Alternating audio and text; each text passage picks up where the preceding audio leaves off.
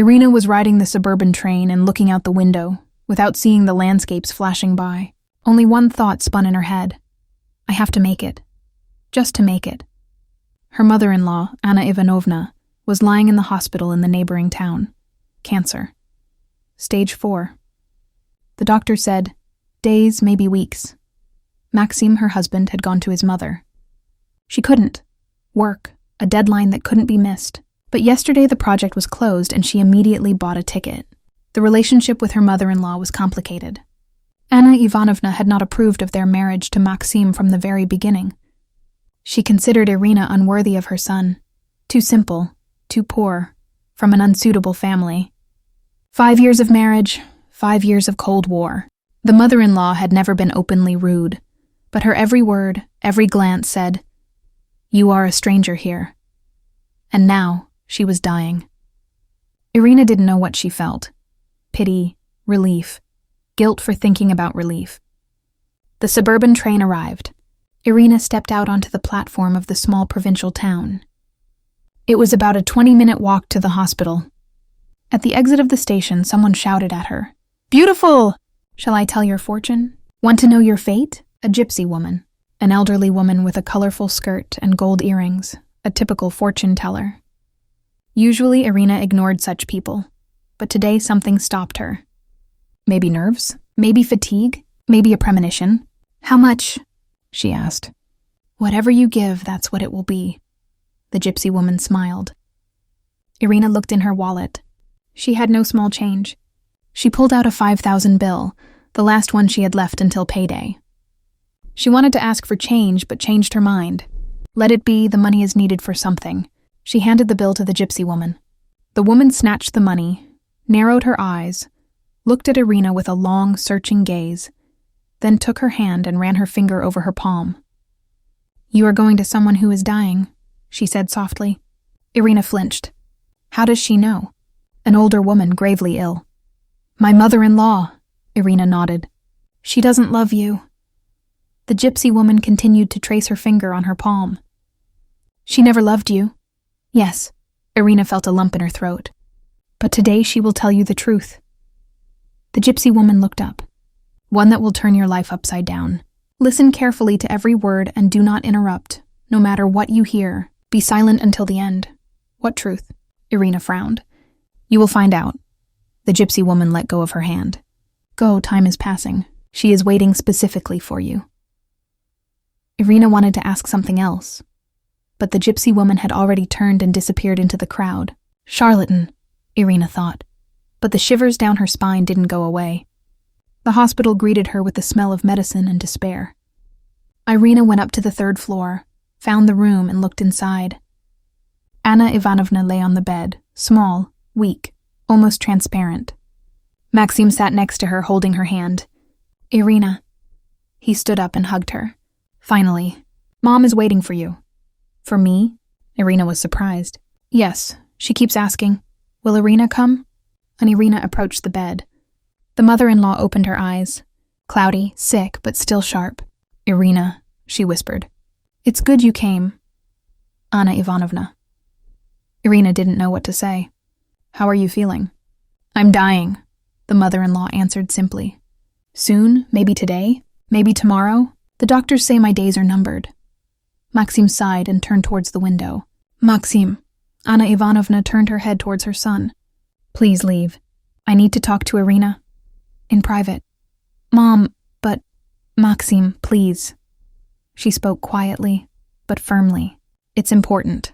He hesitated, then nodded. "All right, I'll be in the hallway." The door closed. The two of them remained. Anna Ivanovna looked at Irina for a long time, in silence, then spoke. "I never loved you." Irina flinched at such directness. "I know," she said softly. "I considered you unworthy of my son," the mother-in-law continued. "You were from a poor family, without connections, without prospects. I wanted a different daughter-in-law for Maxim, rich, influential."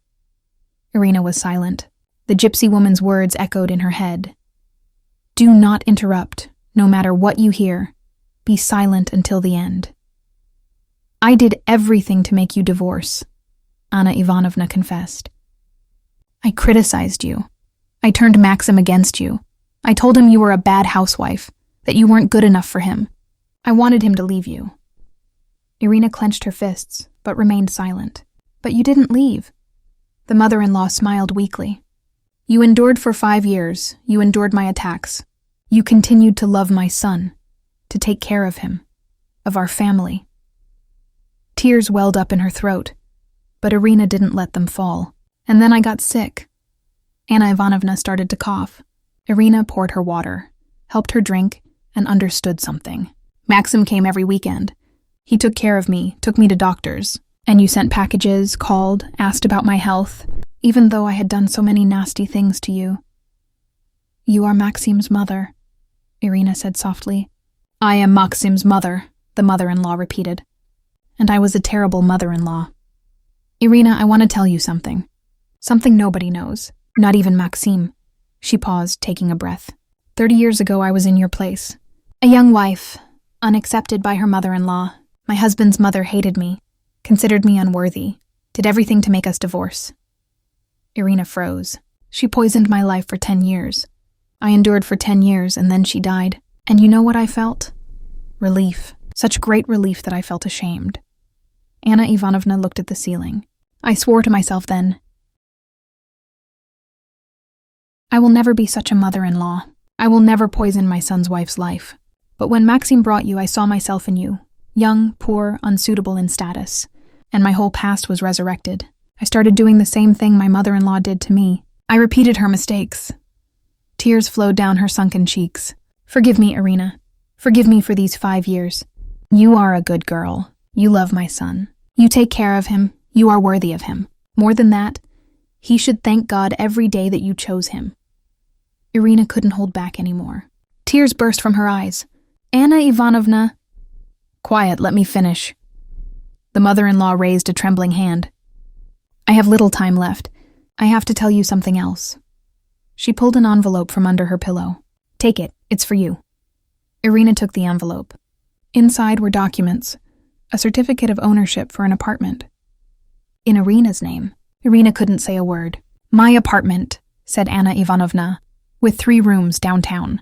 I re-registered it in your name. Not Maxim's, yours, because I want you to have support. Your own, so you never depend on anyone. But Maxim will get the villa and the car. That is written in the will, but the apartment is yours. I've already arranged everything. With the notary. He won't be able to contest it."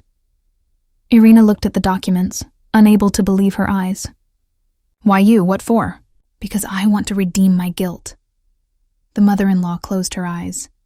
"For 5 years I poisoned your life. This is my forgiveness, my attempt to fix everything. Please accept it." "Anna Ivanovna," Irina took her hand. "I forgive you, sincerely, without the apartment.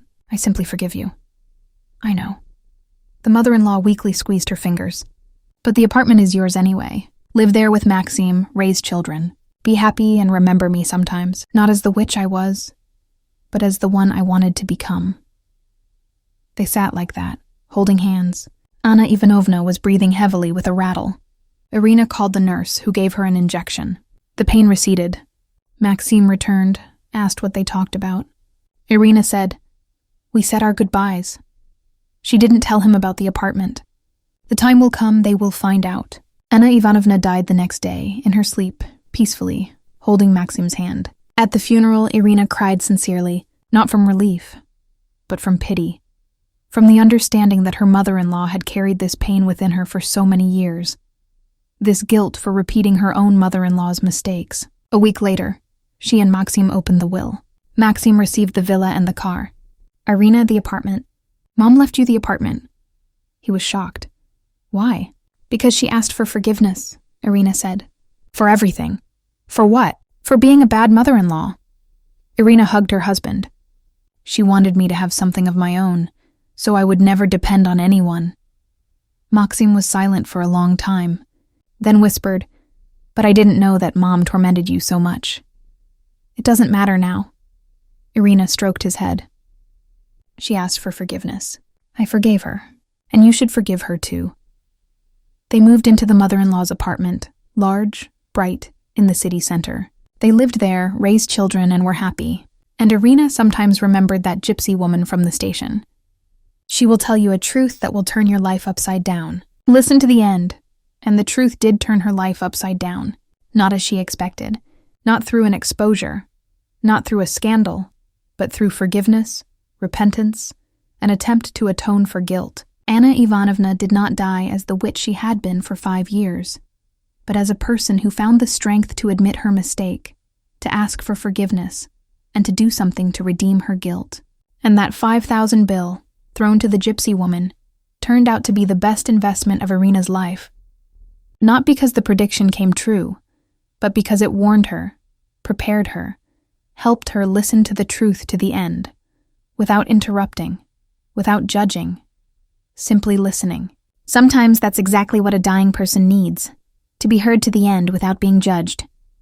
And then, even 5 years of hell can be forgiven for a single, sincere request for forgiveness. Thank you for listening. To hear more stories like this, please subscribe to the channel.